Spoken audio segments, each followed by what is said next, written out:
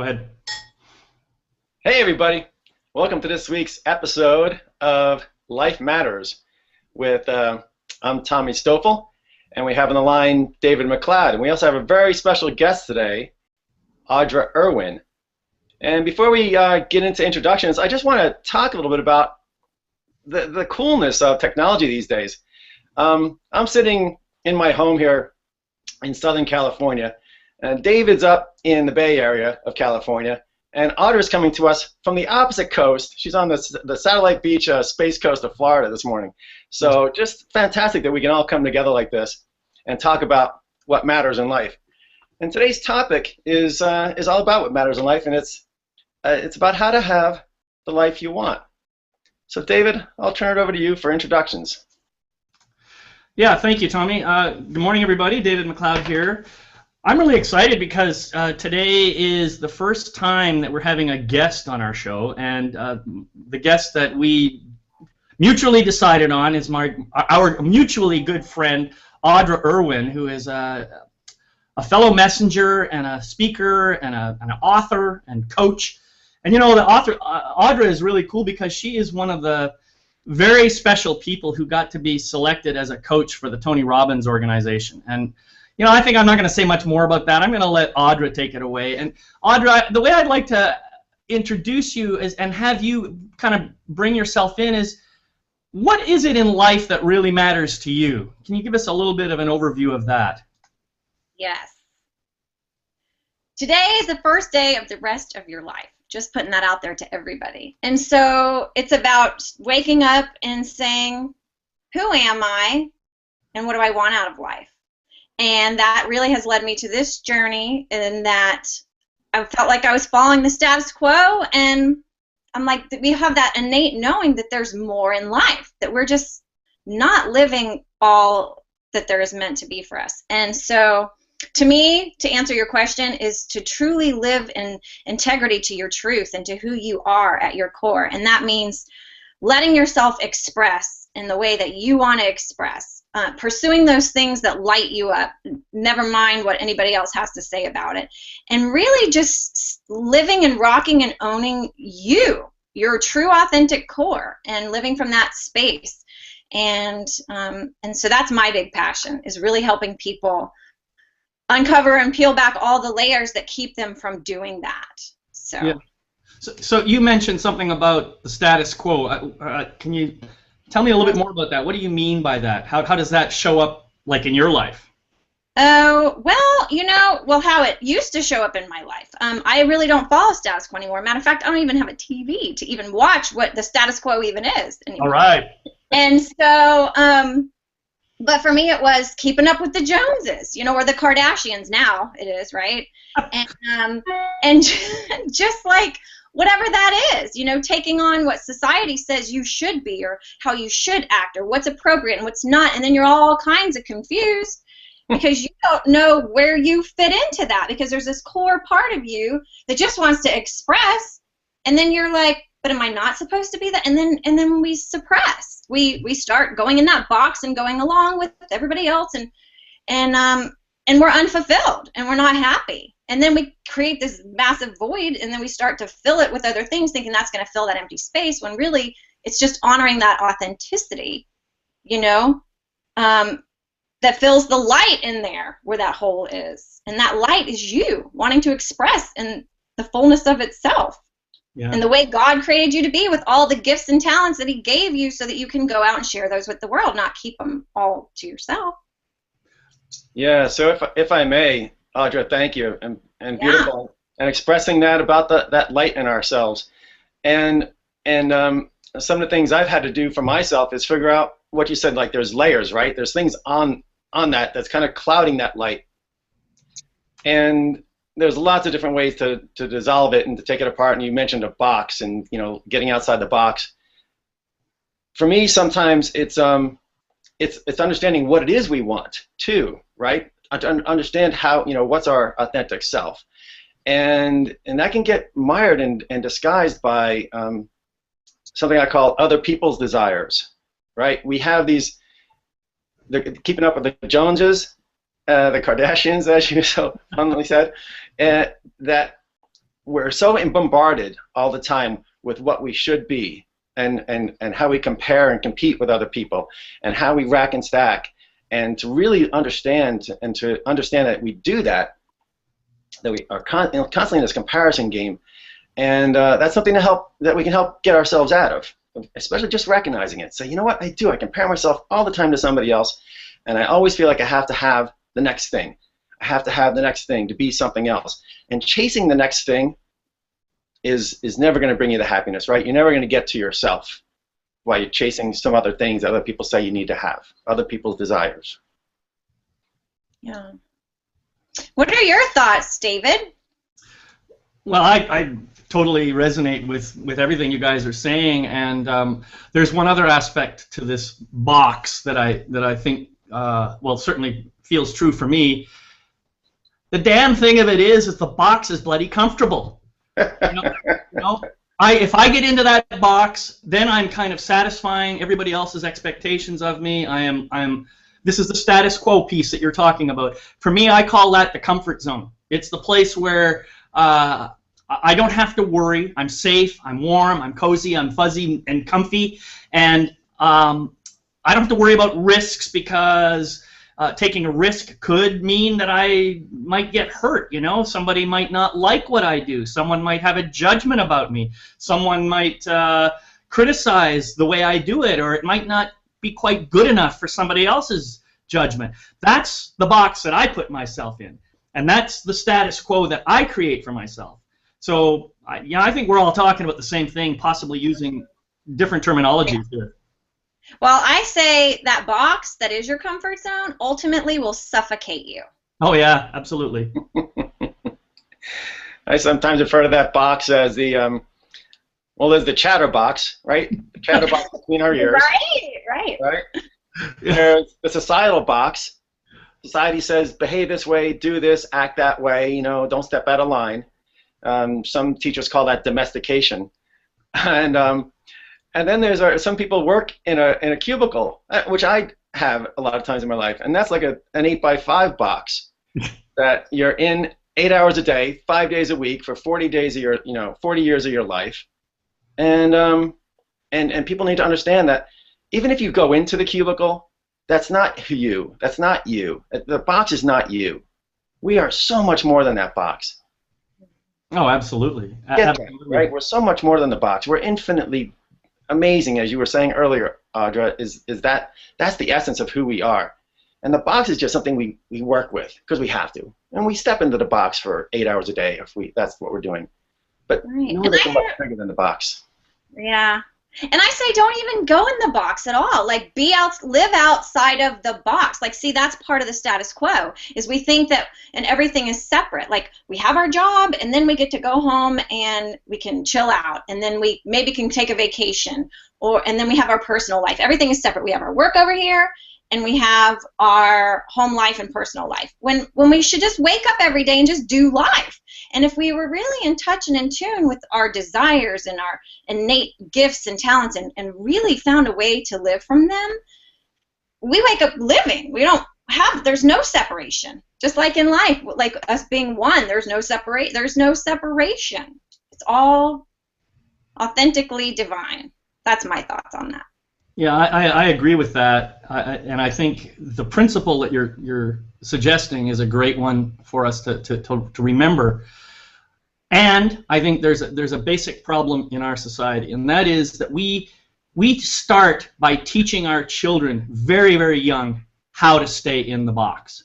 We teach them that they have to behave a certain way, that they have to, to achieve certain things, that they have to remember the facts that we teach them, and then to regurgitate them. We put our kids inside of a box. And so the problem is very few people, and I'm imagining that the three of us here may be some of the ones that do this, very few people actually encourage their children to think outside the box. Very few people actually ask their children to question everything that they're taught so that they don't get stuck in a box for their entire lives. And so I think it's a problem that develops right from very young, right from the earliest days when we're born, right through to the time that we grow up. And it isn't until we start doing our own personal growth work that we start to even understand this concept of the box and the idea that somehow we have created our own limiting beliefs, and it's our own work to get out of there. Mm-hmm. Absolutely. We're in charge of our happy. And I totally agree with you, David, in that a lot of times we don't even know what we believe. We've adopted our parents' beliefs. You know, they say because they said so, because they did. We don't even take the time to say, well, what do I want? And usually most people don't do that until they're led to their surrender point, right? Like I know for me it was not being able to have a baby that led me to going, now what? Because I thought that was status quo. You get married, you have the baby, buy the house. Like I was following that, right? And then that piece was missing for me, and I had to fill it with something. And I shopped to try to fill that, and then ultimately surrendered to the fact that, okay, like let's get real here. And for me, it's like, who am I? It made me pregnant pause, right? Of who am I and what do I want?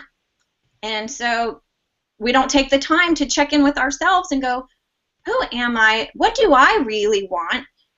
What do I believe? What do I think? And start checking in and evaluating if all those beliefs are congruent with the life we're living, and then do something about it. Yeah, and thanks, Audra, because we touched upon this in our first session, and we talked to people about what matters in life, right? We asked the question, and then we gave people the opportunity to kind of do that, a little bit of questioning, like what do you want? What do you need? What's important to you? And we led people through a bit of a guided process to do that. But you know, that's important to find out again what's important to you. So I'm going to say it again to recommend to people to do that, to take stock and to look inside, hold up the mirror and say, what's important to me? What do I want? And you know, the big questions, right? Who am I? What am I doing? But seriously, do it. And I recommend anytime I talk and teach people is to do it with paper and pen in hand. Write these things out. Yeah, it really helps. I think that's really important. And in fact, in my judgment, there is only one question that matters, and that is, who am I? Everything else comes from that. When I have a good sense of who I am, then I can be much clearer about what my real purpose is in life, and what are the things that I should be doing in order to manifest the truth of who I am and to bring that more fully into the world. But as long as I keep answering the question with things like, oh, well, I am this body, or I am a father, or I am an engineer, or I'm a poet, or I'm a musician, I am immediately limiting myself and putting myself right back into that box again. I have to remember that father, poet, engineer, body, these are all things that I have or things that I do because of who I am. They are not who I am. Yes, absolutely. Absolutely. And to tie on with your whole question thing, Tommy, that you were talking about, like, and you to start with, who am I? Who am I? Like, who am I? And what do I want my experience to be? And what does that look like? And all those things, and list all those things. And then the very big question, what prevents, right? That'll tie into the topic that we've outlined for today. What is preventing you right now from living that life? And then let that surface and get real with that. That's a great question. Yeah. Yeah, extremely important. And we don't have the time to break apart the box, but the box is made of a floor and walls and a lid on that box, and it's important to ask that question. Anybody can ask that question at any time, and these are the types of questions that when you ask, you get answers to, because you have to get answers to these types of questions. That's just one of these universal laws. And then you'll start to see what my limiting beliefs are about myself. And you'll start to do some root cause analysis of where did that come from. As David said, you know, it comes from the way we were raised. It comes from maybe our school system. Maybe it comes from our religious background. There's no blame, and we're not pointing fingers back at it, but for your own sake as an adult who wants to live a good life, you need to take stock, find out what makes up the walls and the floors and the ceiling of this box, these boxes, and start to dismantle them. You know, and I think I want to add to that. I think that part of the process of breaking apart the box, as you say, and identifying where things came from, part of the process may involve blame. part of the process may require me to get angry enough to be able to identify where it came from so that I can then go even deeper underneath that and say, okay, I blame my mother for X, Y, and Z, but I understand now that even as a 3-year-old, I made choices. Now, they may have been unconscious choices, but I made choices, and they were my choices to make or not make. And it's only when I do that, when I take responsibility after I let all that blame out of my system, that I can now start to heal myself and start moving more along the lines of developing the kind of life that I want and doing it now. Yeah, and part of the healing process is, like you said, those things, and also forgiveness, like seeing or accepting that, wow, what were the gifts that came from that? Like, what were the parts of that experience that made me who I am today that I really appreciate?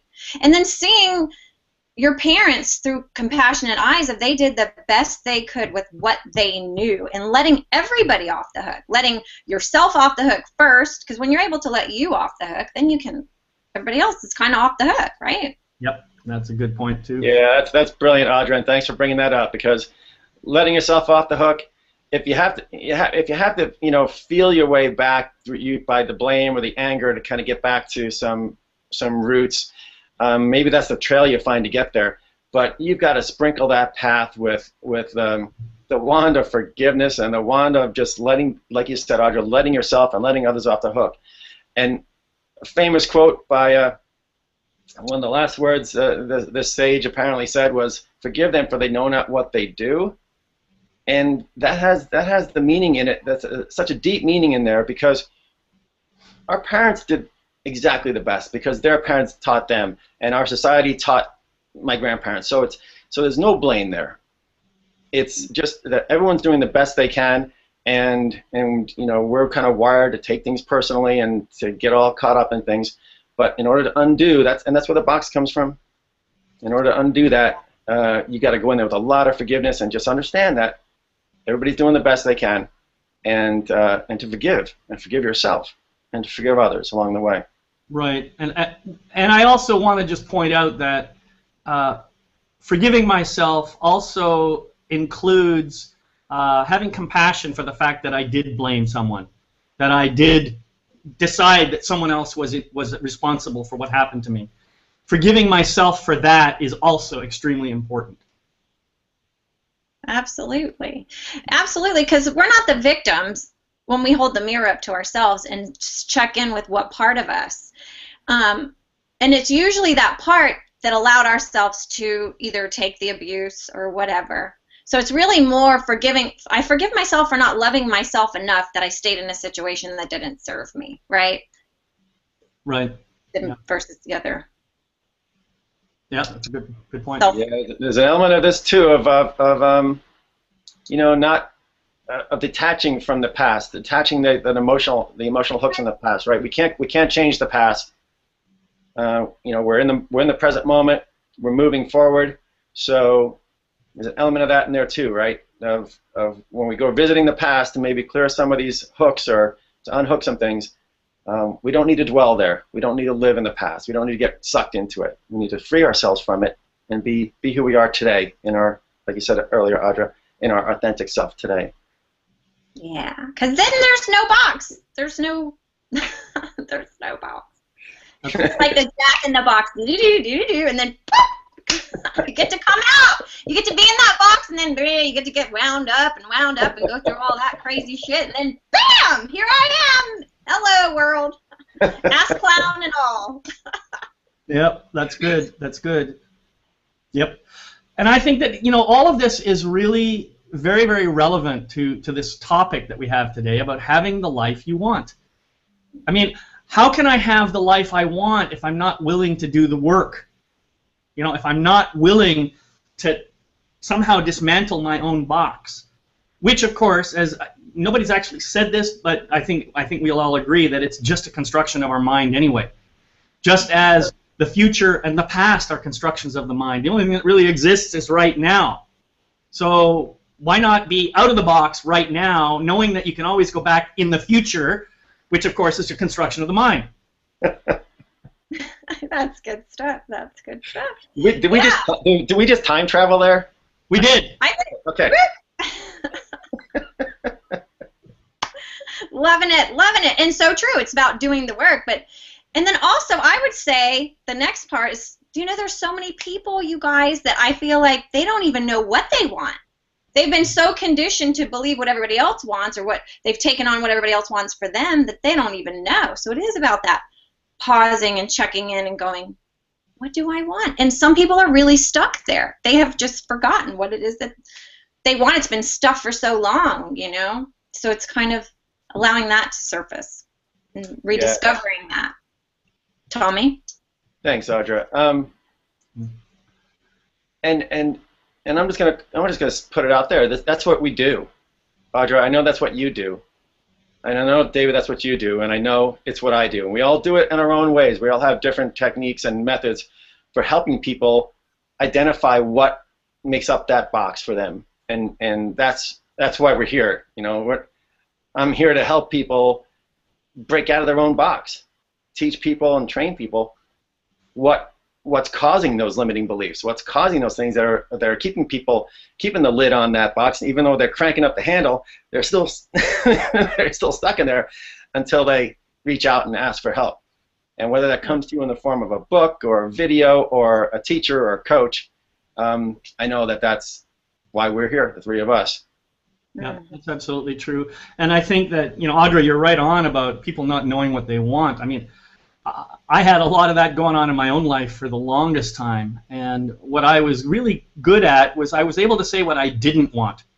Well, I don't want this, and I don't want that, but that doesn't get me anywhere, because there's so many more things that I don't want than there are things that I do want.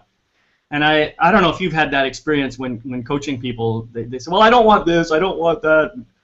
Have you run into that problem? No, never. No, of course. Yes, no, truly. And again, it's the springboard for what they do want. And so, but yes, it is. We naturally tend to default to, right? Avoidance rather than go to. Mm-hmm. We want to avoid pain at all costs rather than rock towards pleasure, right? That's a good point. So, yeah. So, I was going to ask you, Audra, do you have some like suggestions here that you could offer for people about, you know, maybe some little exercise or something, or a series of questions or something they could ask themselves to help them get clearer on what they want, so that they can start to have the life they want? Yeah, well, and so I say go back to childhood. You know, a lot of our clues are given when we were kids, the things that fascinated us, or the things that we were drawn to. You know, for me, I was a dancer and I loved to dance, and or whatever creative aspects, or just things that you thought, oh, it would be, or even if you're to sit and go, you know, it'd be really cool if only I could, of all those things, right? If only this, that, or the other. There's clues in that, like, wow. You know, you obviously have that there. That's part of it. I say look at what your favorite movies are. Make a list of what your favorite movies are, what the favorite books you were that you read, things like that, your favorite people, and then see what the theme is. There's a theme. You'll notice a common theme, and there's some real clues there. Yeah, that's awesome. I actually find a lot of that going on for myself. I love movies, and I haven't actually ever analyzed them to say, well, what is it about this movie and this movie that I really like that drew me to them in the first place? I think that's a really good point. Yeah. A lot of clues there. Yeah, go ahead, Tommy. Yeah, awesome point. Going back and finding out what you were passionate about as a child, right? Mm-hmm. What thrilled you? What excited you? Exactly. Because it's still in there. Yeah, it's definitely still in there, and some new discoveries along the way. You know, sometimes what you thought you wanted, that's the other piece of it, right? Sometimes it's not just that you followed, you know, your dad wanted to be a lawyer, and vicariously he's living through you and wanted you to be a lawyer, and so you didn't want to let daddy down, so you're a lawyer, and really you wanted to be, you know, a professional polo player or whatever, right? It could even be that you thought this was the deal, right? I thought this was the deal, and now I'm discovering, yeah, this is not so much, but yet that created you more clarity on something that really speaks to you. So we're all works in progress, always, right? I mean, so I mean, I know for me, only 6 years ago, I woke up and was like, I mean, I still didn't know what I wanted to be when I grew up. You know, I'm like, oh, hair sounds fun. I gravitated towards the things that I loved, right? So I went and I got my cosmetology license, because, oh, beauty, fun, hair, whatever. And then I'm like, yeah, no, this isn't my deal. And then I got into sales, which was cool. But then I thought, oh, real estate. I love houses. I love looking at houses. I did real estate. Great. I love all those things, but it wasn't that one thing, you know, that just like shot my skirt up like Marilyn Monroe, right? Until I found this. So, I mean, I think it's just to like be gentle with ourselves and allow ourselves to appreciate the journey as it unfolds and taking those aspects. But again, there's clues along the way with those as well. So that's just my insights for personal experience. Yeah, I sometimes look at it as everything we've done up to this point has brought us to this moment. Mm-hmm. Every experience we've had, every pleasure, every pain has brought us right here to where we are. And it's almost like this funnel of all this stuff coming to this moment. And then there's just this reverse funnel of possibilities and opportunities of wonder and amazement and things to do in the next moment, in the next day. And we talk about this simple thing of getting up on the right side of the bed. That choice, right? You wake up in the morning, like you said earlier, Audra, you choose to, just to be in life, to be not in the box. Just choose that as you wake up in the morning and get going and figure it out as you go. Yeah, choice is really the bottom line. Everything in my view just trickles down to that thing. Every single instant of our life we're faced with a choice. It may seem like a very small choice. It may seem monumental. It doesn't matter. It's still just a choice. And there is, in my judgment, there is no wrong choice. It's just that you will make a choice, you will see the results, and then you'll have another moment to make another choice. You can continue, or you can change direction. It's amazing, really, if you just look at life that way. It's just a series of choices, one after another. So, yeah. So now we've gotten a list, let's say, of movies or childhood events or something. What do you propose now that people do to be able to kind of come up with maybe a little phrase or just a little nugget of truth for them that describes what it is they want? How do you propose they do that? I think there's power in solitude. I think all of our answers are inside of us. To get quiet enough and introspectful enough to really ask, right? We've heard the whole ask and it is given. Ask. Like, some people are like, I don't know what my purpose is, and I don't know, this, and it's just to get still. Avoid, let go of all the distractions. We're constantly distracting ourselves, and it's like, it's all right here. It's all right here.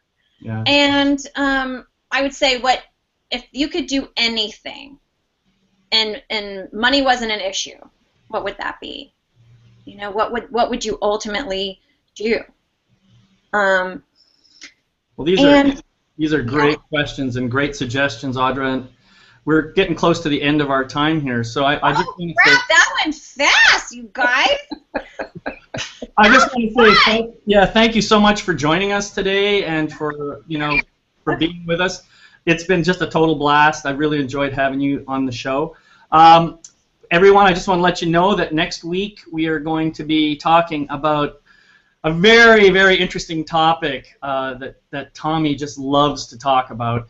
I'm not going to give it a name because he has a very special name that's going to be kind of exciting for you to find out. So I'm going to ask you to join us next week. Unless, Tommy, you have something you want to say about it right now. Nope, but it's all about some of the things we dabbled into today, some of the things that hold us back, and there's some key things that if you get the idea of it, the box will just quickly dissolve. So next week we'll work on dissolving parts of the box. And Audra, awesome seeing you, awesome talking with you. I love your life, I love your energy. You're awesome. You guys